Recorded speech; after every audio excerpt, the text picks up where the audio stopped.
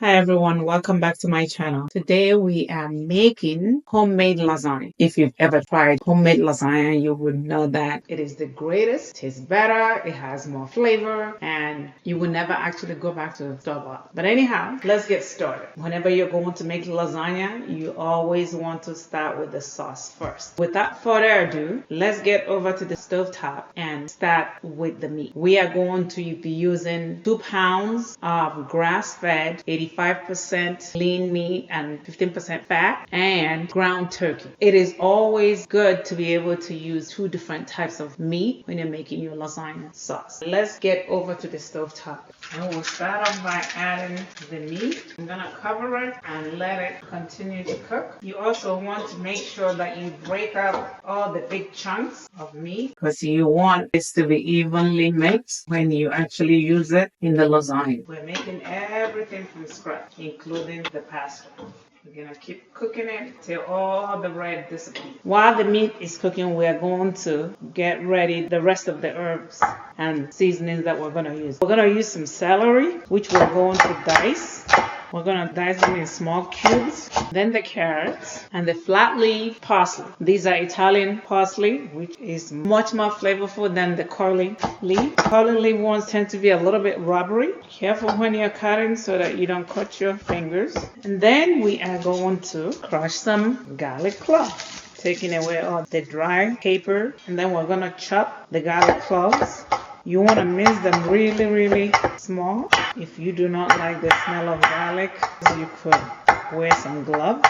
I don't know. It smells amazing. This garlic we are all harvested from my backyard. We are done prepping and we washed our hands. So let's get back onto the stove top. That looks really good. The meat has cooked well. Just breaking them up right here. What we're going to start doing is to season the meat. Make a little hole, and I'm going to add a little bit of home dried red onion, and this is also homemade powdered onion, which I'm going to add a little bit of. That was a teaspoon. We're gonna mix it, and then we're going to add the vegetables. And I add a cup of carrot, cup of celery. We just want to saute it so that it gets a little soft. Add spring onion. This is where you can add whatever you want. Some homegrown basil and the parsley. It smells amazing. Add a homemade all-purpose seasoning. At this point, you can taste it. Teaspoon of salt. Look at that color. We'll add the garlic. You want to add garlic last because you don't want garlic to burn. It gets bitter when it burns. About a tablespoon of oyster sauce and a little bit of red wine just to add a little bit of acidity. This is a red wine vinegar which will actually burn up. I like a little bit of chili, and this is a homemade combination of habanero, jalapeno, and some Thai pepper. So this is really gonna give it a little bit of heat. And then we add the tomato. You want to use tomato sauce or you can use already peeled tomatoes. It is good to wash your tomatoes. Bottle just to add a little bit more water so that it can cook them. Add a little bit of olive oil. And we're gonna cover it and let it simmer while we prepare our pasta. We're going to make our pasta with semolina flour. We have 3 cups of semolina flour right here. We're gonna add it in here. 1 teaspoon of kosher salt. We have 4 eggs. 1, 2, 3. We'll add a 1/4 cup of water and a 1/4 cup of olive oil, or 4 tablespoons of olive oil. And we're gonna secure it and then mix it together on low speed. We want to stop and then scrape the bowl. The dough is all hydrated. You want to make sure that it's well hydrated. If you feel like it is too dry, you can add more water. The dough should be nice and smooth, and there should be no dry areas. The dough looks amazing. Now what we want to do is to let it rest for about 20 minutes. You can cover it with a towel or just put it in a wrap, and we'll leave it to rest for about 20 minutes. You can prepare the dough in advance. It's up to you. Now let's check on the sauce. Oh, smells great. Now at this point you can taste it to make sure that it is to your taste. It tastes perfect. Now we're gonna just turn the heat off and make a ricotta cheese mixture. Takes everything in me not just start eating this. To make a ricotta, I'm going to measure out 425 grams. You can always make your own ricotta cheese, but I didn't. We are going to grab 425 grams and just spread it out a little. Add 1 teaspoon of kosher salt, 1 egg, tablespoon of Cajun seasoning, and chopped parsley. And this is flat leaf Italian parsley. You want to mix it real well. And then you can also add a little bit of fresh basil if you have any. I have some. I'll add a little bit of basil. That is all nicely mixed. I'm going to leave it in the refrigerator while I make my pasta.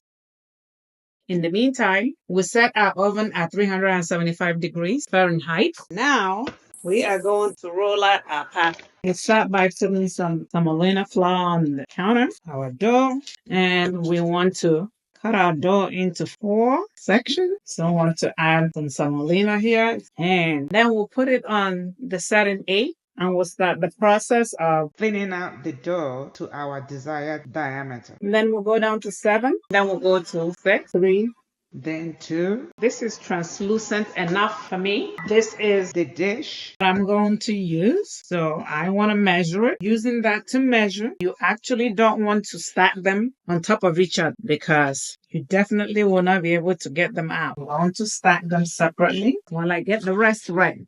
Everything is ready. We're ready to assemble. Our oven is at 375. We'll start with scooping about 2 spoonfuls of the lasagna sauce onto the bottom. This will help everything not to stick. If your sauce is a little wet, that's okay because you're going to need it to cook the lasagna. Then we are going to take our freshly made pasta and cover. You can layer it as much as you want, however way you want it. Then we add another layer of the sauce. Always make sure that your pasta makes contact with the sauce. You can be as generous as you want. You want to make sure that you have enough for as many layers as you want. Then I'm going to add a layer of ricotta, your cheese sauce. Don't worry, it will spread out. And then we'll add second layer, and then we'll scoop another layer of the sauce. And I add the rest of this. This was supposed to be my layer of mozzarella cheese, but I'm gonna add this. And then a layer of mozzarella cheese. And then the last layer, just wanna press it down.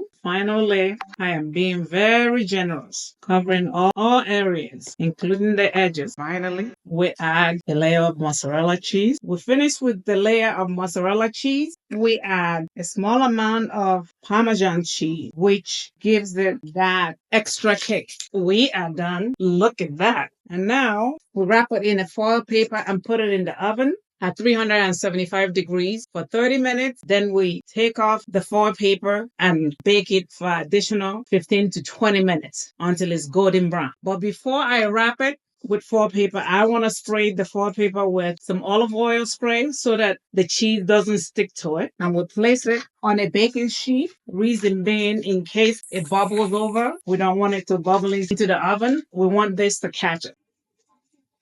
We are all cooled down. Look at that. This is amazing. It smells amazing. So let's slice it. Wow. Simply delightful. This looks so good. Look at all that layers of cheese. Wow. Now for the taste test. Oh my God. This is so good. Oh my goodness. All the flavor, every last one of those fresh herbs you can taste, including a little bit of the heat from the pepper. This is so good. My goodness.